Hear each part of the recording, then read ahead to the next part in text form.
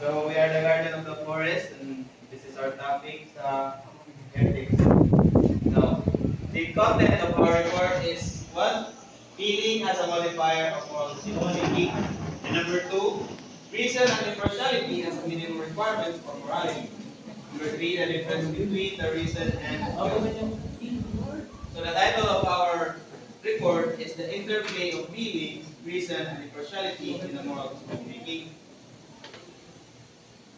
Now, ang kabalo man sa feeling, no? Ang mo tanaw sa inyo, how are you feeling today nga? Kanang gikan pa sa atong laboratory, kanang sa atong mga iba. Kasi mo ang feel ka, kung gabi or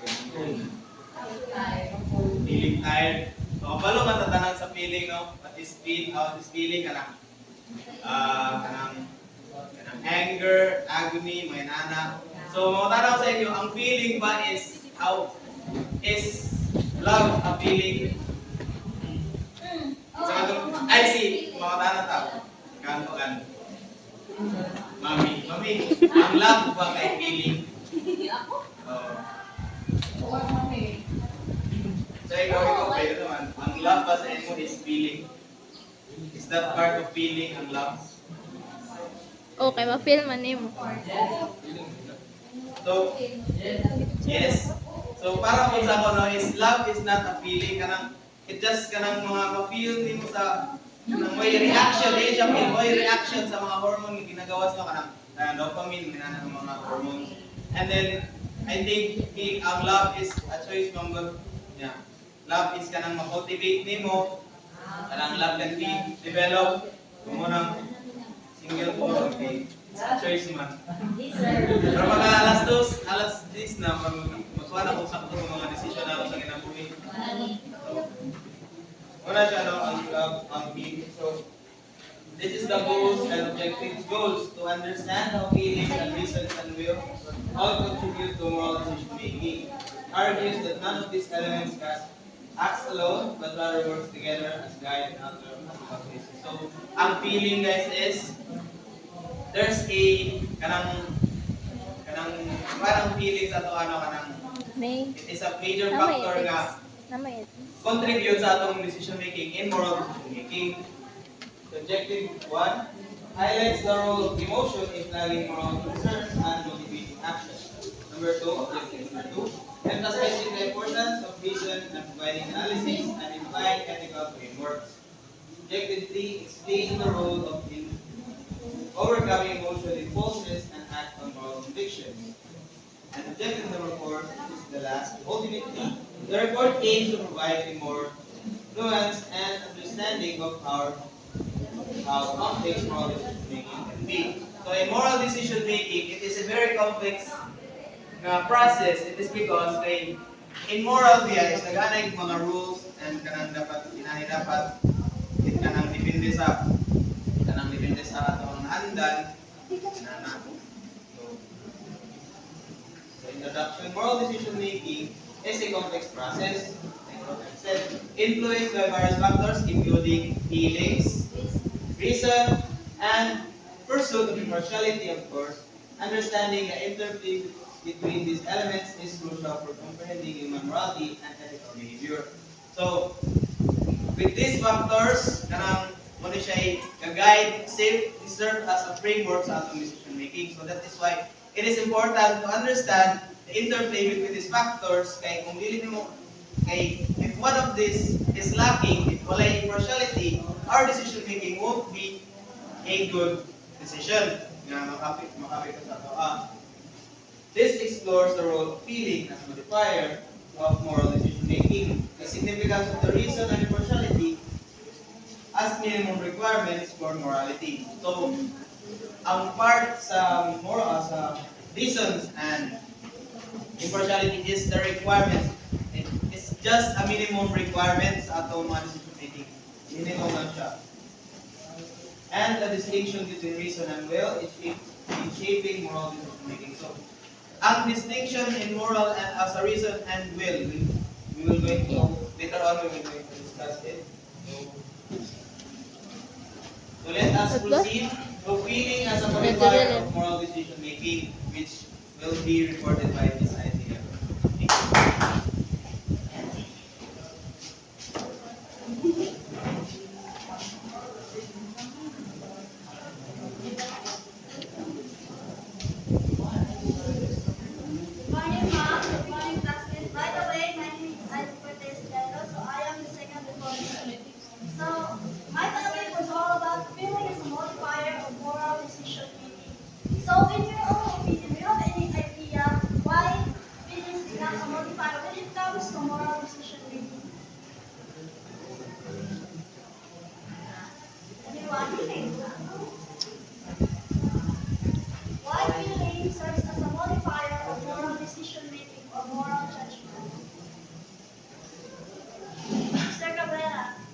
Eh, syempre, ikaw as a person, ikaw may mag-vote kung ano sa iyong state. So, moral dilemmas na rin, ay moral decision na rin mo kung sa iyong hanapin. Ngayon, sa iyong, kung ano sa iyong libati. Feelings play a significant role in shaping moral judgment, often acting as modifier that influence decision outcomes. Research in psychology and neuroscience suggests that emotional responses can help us to prioritize certain moral values over others based on their emotional state. So, according to Mr. Macaron, feelings is what you feel inside. And then, but emotion and feelings are interconnected because emotions is the psychological and the outside, while the feelings is from the feelings is inside. So the feelings or the emotions serves play a significant role in shaping moral judgment. It's because when you make a decision, it is based on what you feel. So feelings like anger, shame, guilt. So that is an example of feelings or emotions. So emotions are not just a passive bystanders, but actively shape and influence moral decision making and moral judgment. I can give you an example. So it is called an outer connected negative emotion, just like anger. So example, you have a brother or his sister then he runs to you and cries because someone hit him. And then you have to feel anger. It's because even you as a sister didn't hit your brother. So why other people suddenly hit your brother? And then you see some bruises like that. So you feel anger, and in that way, because of your anger, you make a certain decision which leads you to behave unethically.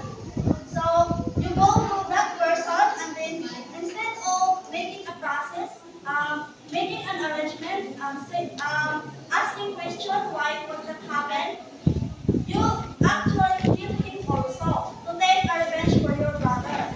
So in that way, the anger that you feel is on the top of you. You didn't even think if there is other solution than taking a revenge. But instead, you listen to your feelings, to your emotion, that when you see your brother crying, you you feel so much anger and leads you to behave unethically. So feelings can emotional responses heavily influence moral reasoning by serving as powerful motivators for ethical behavior, shaping perceptions of right and wrong, and guiding individuals towards pro-social actions. So there are in the ethical dilemmas, you have two choices. It's either you behave unethically or ethically. You make ethical decision or unethical decision. But in a certain situation, or when we say on the spot situation, you make a decision based on what you feel, or you make a decision based on what you feel. So this is an example. Feelings of empathy towards a personality may lead to altruistic actions, while feelings of anger or resentment towards an individual may result in harsher judgment. So what I have said, your emotion defines or influence your decision making. So if you feel an empathy towards a person, you will help them. You will make an altruistic action. But if you feel anger or contempt or resentment towards an individual, it will result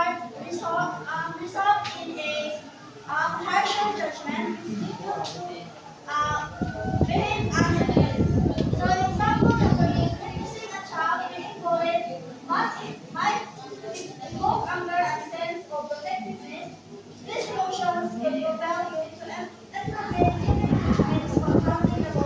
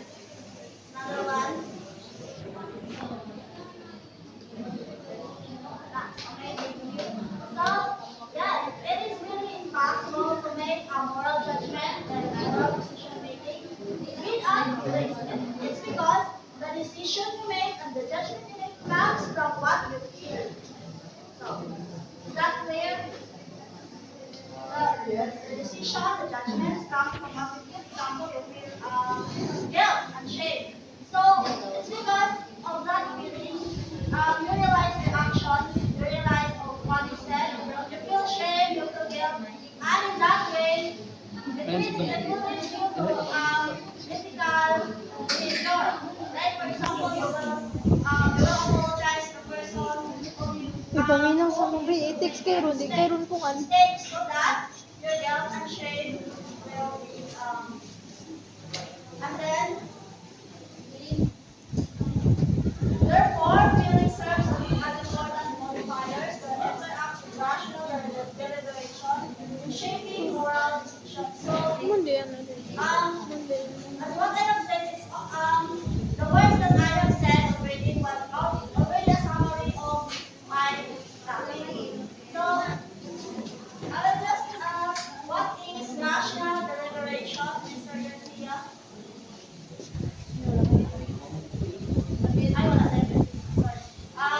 Mr. Quijano, what is rational deliberation for you? Why feelings are important to interact with rational deliberation?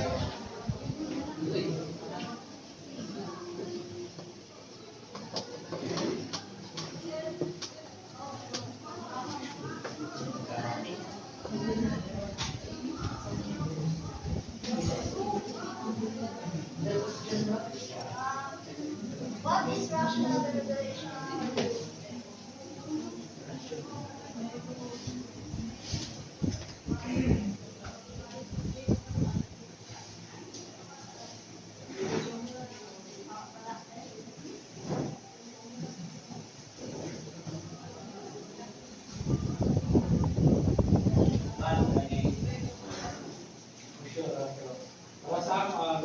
Rational delivery orang dalam lagi orang ramai something di orang yang sa imo kan mga ramang ka sa ganito sakto ba yung buhat or daily or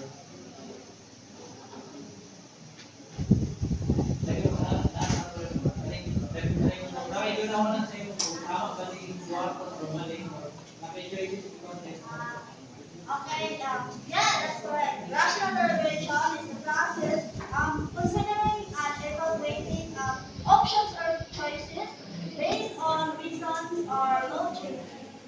That is rational deliberation. So, feelings interact with rational deliberation and all decision making because feelings involve in choices.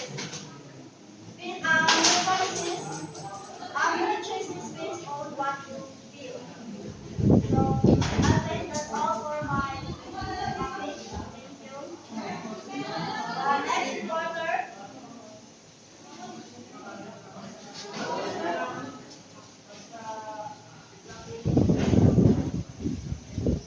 Reason and impartiality as minimum requirements for morality. Reason refers to the ability to think logically, make rational decisions, and draw conclusions based on evidence, logic, and physical theory. It involves the capacity to analyze information, weigh different options, and come to informed conclusions. Ang reason is isa ka moral unit sa isang tao or pagkatasan na nakikapasilan mo understand deeply kung mga rational thinker sila kahit kabalo sila kung sa'y outcome sa isa ka bali kanang moral sila kanang pag-reason magawa na sila sa outcome na o maayo or hindi maayo. Tayo na rin sila masabot din sa episode impartiality refers to the quality of being fair and based on neutral judgment or action. It involves treating all parties or individuals equally without favoritism or prejudice regardless of personal feelings or interests. Ang impartiality, sa gano'n nila kapangatan tao pero kanang bantay siya kapag judgment wala sa ipaguran na bali mas magawa ang isa or mo bali isa. Tapos sana dapat walay affected sa situation o pero sila sa tanan may ako. Yun, uwi na kami.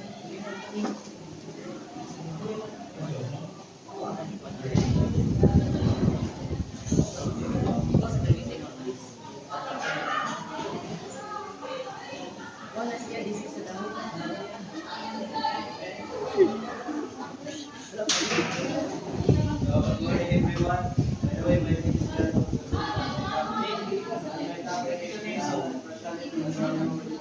Balik ko din yung RG. So, currently, we are making reason and essential reports for the foundation of quality. Reason allows individual to avoid moral responsibility. We values inspiration and consequence before arriving at those judgment. So, kaling kung first kaling kung fear or one bias ka ng lilit galing kuwan. Kaya matay-matay galing ang iyang pagturing sa kuwan, sa katao. Para sila na sa konti, di ba? Ang sa konti, magkuwanagin siya kung sa gibuhat sa isa. Tapos, kung sa gibuhat sa isa, para kuwan kung isa ito manibig. Galing ang tayo na siya. Magkakuwan.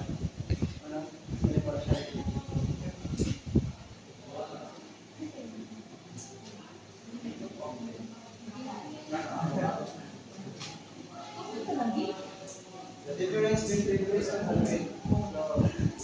In the context of moral decision making, reason and will represent discipline, faculties, and influence behavior that affect reason involves logical faculties that influence behavior in different ways. Reason involves logical analysis, critical thinking, and deliberative process aimed at determining the reason for some action based on ethical principle and moral values. It enables individuals to assess the consequences of their actions, choose the most moral, justificable action. So, maraming reason na inakay, basta ibalan ng example, option ko, moron kay one, may sakit, reason, tapos sa reason ko na may rational thinking ba, na advance ka ba, isip, o isa, reason. Tapos, ang will si Quadra discuss dahil sa reason against.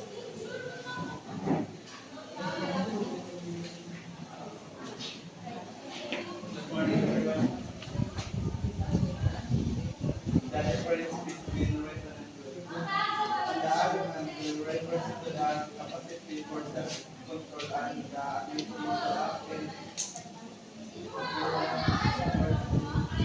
one's moral principle despite conflicting desire or principle.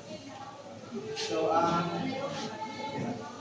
kanang will is kumbaga yung gusto kang eskwela pero ang imo lang kanang pagkain o kapag sa iyo ka. Pero kahit gusto man ito mo eskwela nang nakay will isa kapoy mo lang ang eskwela din ka nang kay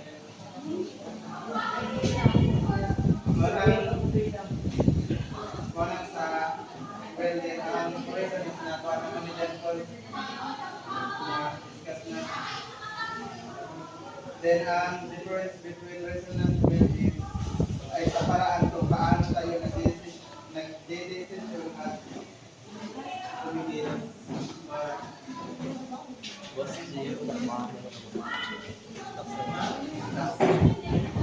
Ha?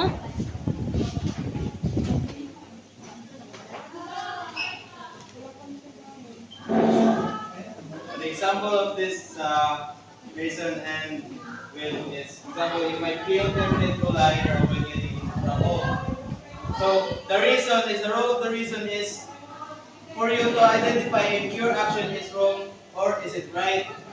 And if you already identify kung tama siya or mali, and reason ang magtulak sa imo para buhaton ang tama or kung sa ito yung mga desisyonan. So, bro, it's kanang sila kanang interconnectedness ba? So that is the example of reason and will. So in conclusion, moral decision making is shaped by interplay of these factors: the reason, feeling, and impartiality. While feelings can serve as modifier, that influence moral judgment mo na siya ang modify and influence lang siya, dili siya ka nang muy magtulak din sa imong decision. This influence and reason and partiality are essential for ensuring objective. So, reason and partiality make sure that your action is logical and kanang sama siya or kanang it's based on what is right. What kanang kabalo ka sa imong actions. By understanding the distinction between reason and will, individuals can cultivate the cognitive and volitional. Meaning that cognitive is you know what is the action that you have committed, and some volition is that your action must be with your own free will. Kanang wala yung suho sa imo, it is you done that action is because mo yung imuhang kagustuhan. Kanang kay volitional. Capacity is necessary for making all decisions. So, having a cognitive and volitional making us a more moral person with moral decision-making capacities. So, it upholds the ethical principles and promotes common good. So that's it for our report, and thank you very much for listening.